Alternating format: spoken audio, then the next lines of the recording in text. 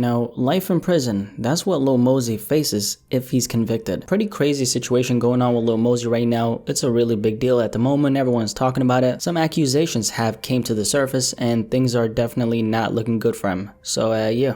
Let's talk about it. Now, Lil Mosey, a 19-year-old rapper out of Washington, Seattle, who's been doing his thing in the industry for a little bit of time. He has a couple really big songs, one of them being Blueberry Faygo that blew up last year. Anyway, let's just get straight to it. Yesterday, some news came out regarding Lil Mosey, and that news was this. Lil Mosey charged with rape. Wanted by police. Lil Mosey is reportedly wanted by police in his home state of Washington. According to a report from TMZ on Thursday, April 22nd, the rapper born Lathan Echols has been charged with second-degree rape stemming from an alleged incident in January of this year, and due to his failure to appear in court on Wednesday, April 21st, he is now wanted by law enforcement. The Blueberry Faygo rhymer was reportedly charged with second-degree rape several weeks ago ahead of this week's scheduled court date. Like the article said, Mosey was supposed to appear in court the other day after being charged with second degree he didn't show up to his court hearing, and after that is when a warrant for his arrest was put in place. Now, regarding the actual story, what actually happened? Well, this is what allegedly happened. Two girls went to a cabin to see Lil Mosey, and that's when it all went down. This was, like they said, back in January. One of the alleged victims says that she gave consent to having sex with Mosey in a car. She then stated that she blacked out after drinking alcohol and champagne. A short time later, according to her, Lil Mosey allegedly got on top of her and pushed her legs apart while he was having intercourse with her. She then also stated that she recalled having pain in her legs while the whole thing was going down. She also states that she blacked out once again, woke up to find another man forcing himself on her. In the affidavit, which is just another word for a written statement that someone makes after promising to tell the truth, the alleged victim says that she suffered injuries like bruising on her arm, on her neck, and also on her inner knee. Last but not least, she also stated that she got a message from someone at the party that apparently said that the guys were talking about quote-unquote training two girls. Not sure what that specific part really implies or who it's really aimed at or who it's from. Like I said at the beginning of this video though, if convicted, Lil Mosey faces a maximum sentence of life in prison.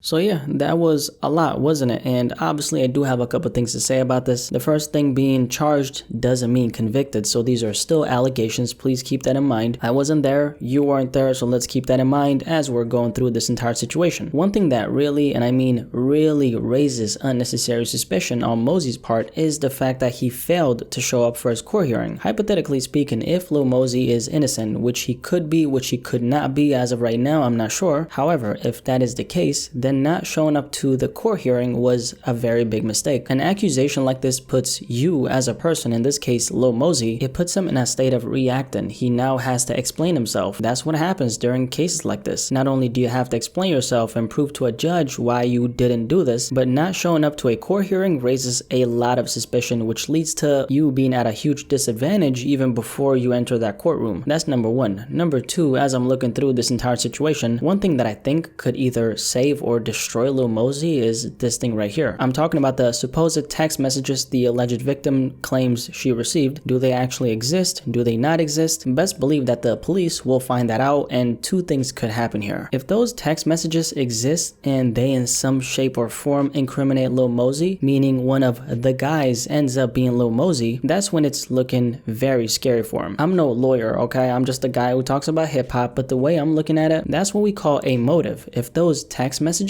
exist, that's really gonna put Mosey at the defense big time. No doubt whether or not the police are gonna find out the truth about that, they're obviously also gonna have to do the whole cell phone tower checks, see if the affidavit, the statements from the alleged victims lines up with Lil Mosey's whereabouts that night. They're probably gonna do some kind of iCloud sweep. Any pictures, any videos, any texts that were taken or shared that night will be recovered if they exist. All the people present at that cabin will be interviewed, statements will be pouring in by the second. They're gonna cross-check stuff, see if the story is consistent and all that. And also, one thing that comes to mind, things are gonna get really blurry if everyone at that cabin was intoxicated. The alleged victim did say that she blacked out after drinking, which I believe is gonna lead to the police trying to figure out if there might have been something in that drink. Since this was in January, I'm not sure if any of the injuries the alleged victim might have are already healed. In that case, they're probably gonna have to do some kind of medical check just to see if those injuries actually existed. In a case like this, there's her truth, or should I say their truth, since it's apparently two girls we're talking about here, but only one of those girls, it looks like, has given an official statement. But anyway, there's also his truth, and then there's also the truth. Lil Mosey is obviously on the defense due to the nature of these accusations, so he's gonna have to prove that this didn't happen. I'm not sure how all this is gonna play out for Lil Mosey. After all, we're talking about some serious accusations. This could literally go anywhere. As the police start collecting statements, as they do their investigation, we will find out what really happened in that cabin. But until then, things are obviously up in the air. He's been charged with the crime, not convicted, but the reality is it's not looking good at all for Lil Mosey. Whether this is true or not, it will have some kind of effect on his career. If not that, this could potentially ruin his entire career. Serious charges like this don't just go away. And keep in mind, since he's now charged, obviously the alleged victims are obviously standing behind what they're saying in their affidavit. Again, the outcome could end up both ways, but I think it's safe to say that it's looking very bad for Lil Mosey. But yeah, the Lil Mosey story, there you have it. Pretty unexpected, I'm not gonna lie. If Lil Mosey gets convicted for the crime, he faces a maximum sentence of life in prison. What do you think about this situation though? Definitely let me know in the comment section below and let's have a discussion about this.